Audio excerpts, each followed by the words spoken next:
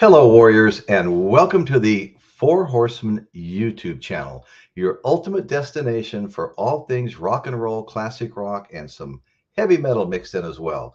Today, we reconvene the War Council to discuss another absolute classic rock song, Led Zeppelin's No Quarter, an absolute masterpiece. I'm really excited about this show. Okay, and I want everybody to know that if you could do me a proper, hit that thumbs up or like button. It helps the show get distributed to a wider audience.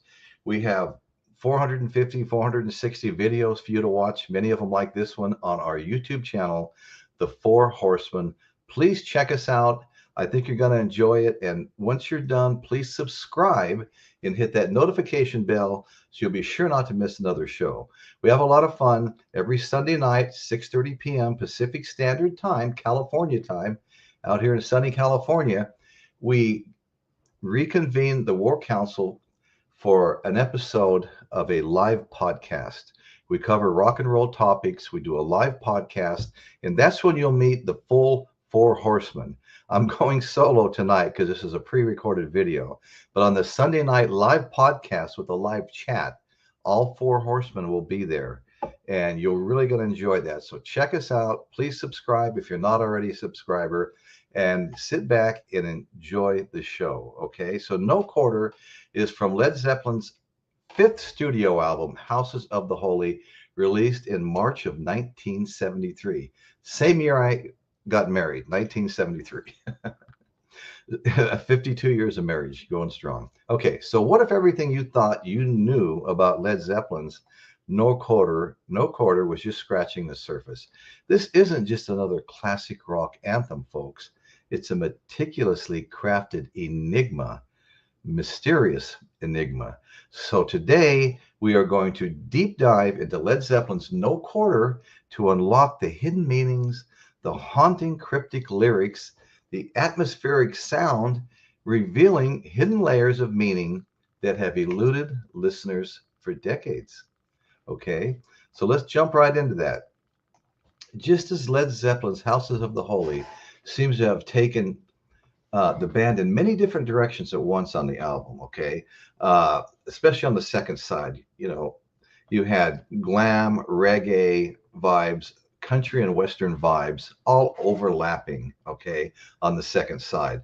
No Quarter arrived to remind us just who we're dealing with, the mighty Led Zeppelin. Okay, so we're back in the realm of Valhalla, where the winds of Thor are blowing cold. Okay, Jimmy Page's guitar is drenched in swamp water. John Paul Jones on the jazz piano. Oh my God. I listened to an extended version of that song today. I think it was 11 minutes long, an in-concert performance. And John Paul Jones was just completely off the chart, completely off the chart. Okay.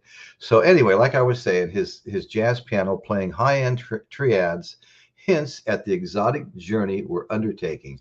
But John Bonham's relentless drums keep us on the straight and narrow. I got to tell you, these are four of the most talented musicians for their particular instruments that ever walked the face of the earth.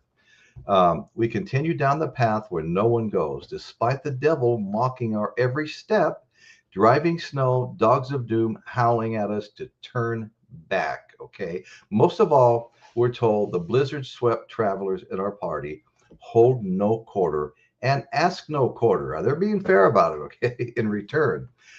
We can safely assume that Plant draws on Norse mythology and Viking history for the song's lyrics. The lyrics of Led Zeppelin's No Quarter are very non-specific and as such have led to all types of creative interpretations over the years.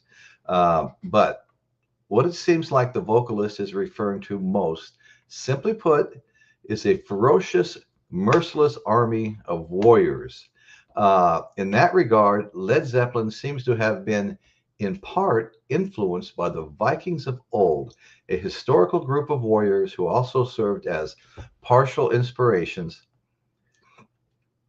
for some of the other tracks such as Immigrant Song, excuse me, which all came out during the early 70s. But to reiterate, folks, the lyrics are so open that they can be applied to any such entity, not necessarily Vikings, just a fearsome military unit who intends to show no quarter to those who may get in their path. As he did with Immigrant Song from Zeppelin's third album in No Quarter, Plant builds a narrative story around Viking hordes undertaking a perilous journey. Okay. Previously, it was to reach out to new lands where they could find their own colonies, established colonies. But in this case, it's because they carry news that must get through. And that's mentioned in the song. They have news that they must get through. Could it be news of the territories that they just discovered? In any case, the song's title remains the most obscure part of the lyrics, okay? Not least, it makes up the majority of the chorus on its own, with no other lines providing context from which the meaning can be gleaned. Yet its meaning speaks to the level of bravery and brute resilience among the people whose journey the song narrates. No quarter is an expression historically reserved for military settings, in which it describes the policy of mercilessly killing all enemy combatants without taking any prisoners. Thus, we're showing no quarter. In fairness to the song's traveling brigade of Vikings, they're not anticipating any quarter to be given in return, okay? Either if they meet any potential enemies or belligerents on the path to their destinations, they're going to slaughter them without mercy. But if not, they fully expect to be slaughtered themselves. No quarter. Their road is not for the faint of heart, as you can possibly imagine, and not the kind of treacherous journey you expect to make immediately after, say, having a lover's tiff on Jamaica, for example. But then again, Houses of the Holy has a song for everyone. For many Zeppelin stalwarts, that song is none other than No Quarter. No Quarter was authored by three of the members of Led Zeppelin, including the group's, guitarist Jimmy Page, group founder. He does all the albums. He remakes all the albums. Anyway, including the group's founder, Jimmy Page, responsible for producing the song and its entire album. The track's other two writers, of course, are John Paul Jones and Robert Plant. By 1999, the album had registered more than 10 million copies in sales in the US and was certified diamond by the RIAA. It was certified 2 times platinum in Australia and platinum also in the UK. Houses of the Holy has been included on several editions of Rolling Stone's famous list of 500 greatest albums of all time. For instance, in 2003 and 2012, the magazine ranked at 149 and 148 respectively on that list. Okay, so in summation, folks, I love this song. I listened to it 4 times yesterday. Okay, I listened to live versions, live extended versions with the piano by John Paul Jones, was just insane, as were the other musicians, but it was a real standout. The keyboard work on this song is a real standout, especially on the live versions. Okay, so for over 50 years, Led Zeppelin's No Quarter has remained a riddle wrapped in a mystery, nestled within a legendary song. And we hope we've cleared up some of that mystery here today. Okay, folks? Its cryptic lyrics and chilling atmosphere have captivated generations. But what if there's a deeper, more profound message woven into its very fabric? Prepare to dive into those unseen depths when you watch this video. We really enjoyed bringing it to you. Once again, this is Royce Eddings. I have the 4 Horsemen YouTube channel. I do a live podcast every Sunday night. Please join us. We have a live chat.